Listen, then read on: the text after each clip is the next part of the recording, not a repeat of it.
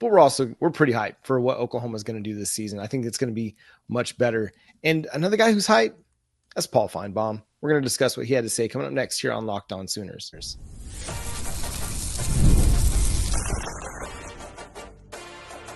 You are Locked On Sooners, your daily podcast on the Oklahoma Sooners. Part of the Locked On Podcast Network, your team every day.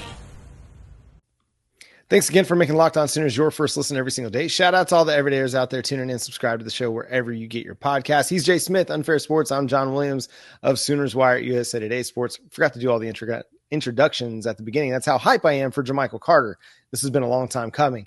Paul Finebaum was on McElroy and Kubelik in the Morning, a radio show based out of Alabama, two prominent college football analysts in the SEC world, and had this to say about the Oklahoma Sooners. I feel really good about Oklahoma. I think Oklahoma has got it together from a quarterback standpoint, from an offensive coordinator standpoint, both of whom, of course, came from Washington State. I think they filled in some gaps.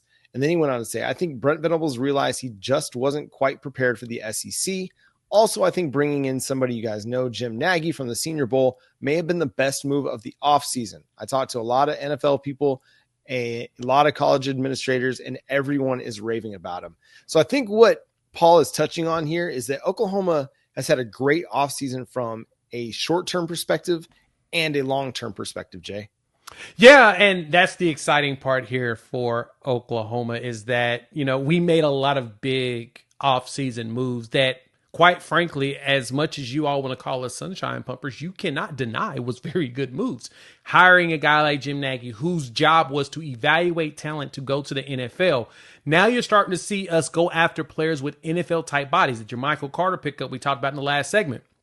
A lot of people have said, oh, he's NFL built. Like he has the size and the intangibles of an NFL player. He could have been one of the FCS players that have gotten drafted. I think there was like double-digit amount of those players that got drafted from the first round all the way through the entire draft. They had like a first rounder, a few second and a few thirds. So with that being said, those guys do get picked up. It feels like adding a person like Nagy in there to find more of those diamonds in the rough and say, hey, this is a guy you should go after because he fits the build the NFL teams are looking for, will help you build a team that can actually compete for championships. Because if you go look at it, all the teams that are really playing in the playoffs lost a lot of kids to the draft. And that's something that Oklahoma's going to have to do going forward. One thing I find that's encouraging about this, and this is part of the Arbuckle piece, you mentioned Jim Nagy and his evaluation ability. I think something's changed with Ben Arbuckle coming on board as well. The transfer portal wide receivers that they were going after before Arbuckle got here, they were from Power 4 schools, right? Look at the J.J. Hesters, the LV Bunkley Sheltons, the Brennan Thompson, like those guys came from schools that were P4 but didn't have any production to speak of, really. Well, Ben Arbuckle comes on board, and we're going after guys like Keontez Lewis from, Southern Illinois. We're going after Giovanni Gibson from Arkansas Pine Bluff. We're going after Jermichael Carter from McNeese State. And why is that unique? Well, he's going after guys he thinks fits his offense. He's not just going after guys that were at a name school or were once a 4-star prospect. He's going after tape. Like he's going after dudes that have collegiate tape and have collegiate production. And I think that's an intriguing aspect of what Arbuckle's bringing to the table. It's like, okay, do stars matter? We can debate that until we're blue in the face.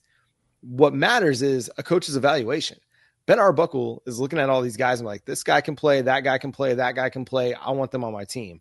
And not only can they play, but as you mentioned, when you're talking about Jermichael Carter, the dude he's looking for traits. He's looking for the traits that you can see on tape, but also the intangibles that you can't see, the traits that you can't see, guys that are going to come in and they're going to work and they're going to battle for opportunities, not just have anything handed to them. So I think the Ben Arbuckle piece, a lot of times I don't think we bury it necessarily, but with John Mateer, with Jim Nagy, with all of these offseason additions that Oklahoma's made, Ben Arbuckle may turn out to be the best one that they've made. Simply because he's broadened their horizons a little bit from an evaluation standpoint. Yeah. Having Arbuckle find guys that fit perfectly in his offense and then having Nagy say, hey, that guy definitely has NFL potential. It's a good combination to have. And then Brent Venables, same thing with the way that he's always evaluated defenders. He's been putting a lot of dudes in the league over, the years. And so because of that, now he's starting to do the exact same thing, hunting for those diamonds in the rough while also finding some of the top tier talents, those guaranteed hit type players. I mean, you work your butt off to keep talent in-house. Retention is just as important as acquisition. That's the one thing I think a lot of fans don't understand. Sometimes you're not moving a lot around in the portal itself because you're retaining the talent you have that can do the job. And we have a lot of that.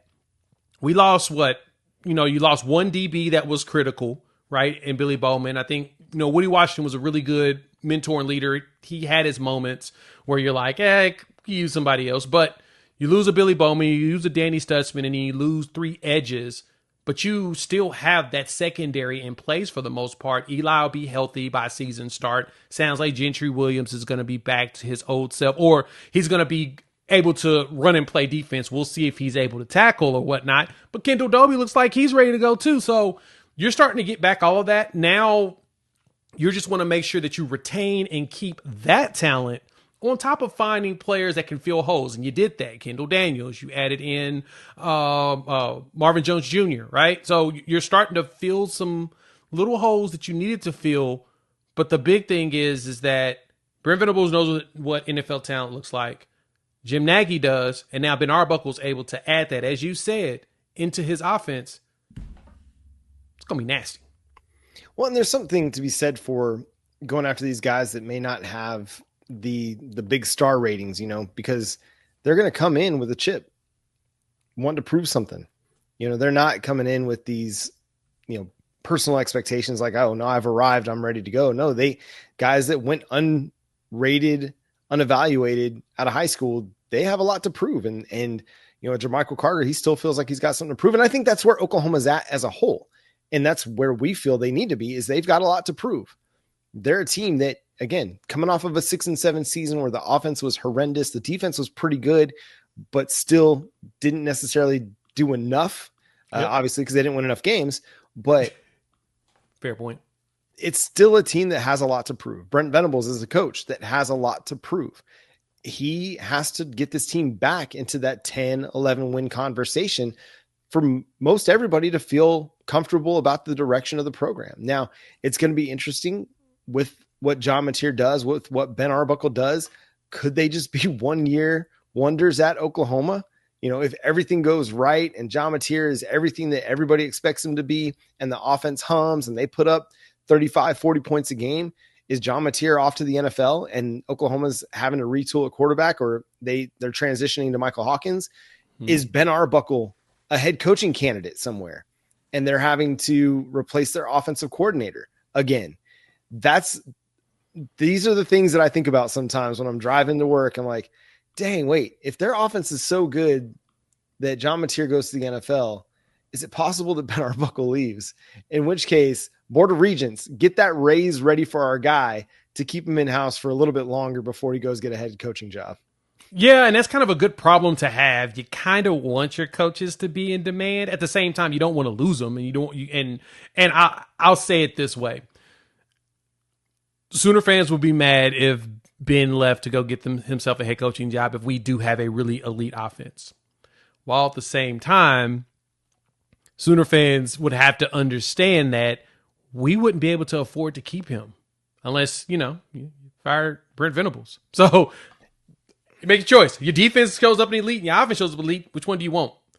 Now, the one thing is that we've learned in college football is a lot easier to find offensive coordinators, especially with innovative offenses, than it is to find defensive coordinators that can continuously be really good. I mean, that's why Nick Saban and Kirby Smart, were long tenures in their jobs. They came in, and Nick Saban went through a lot of offensive coordinators. I mean, go look at the numbers. I think he went through like 8 of them in his 16 years of coaching. It was an average of 2 years.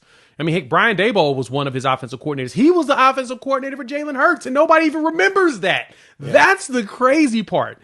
He had to go through so many of them because he had to continue to reinvent himself. The one side of the ball you have to reinvent yourself the most on is always offense.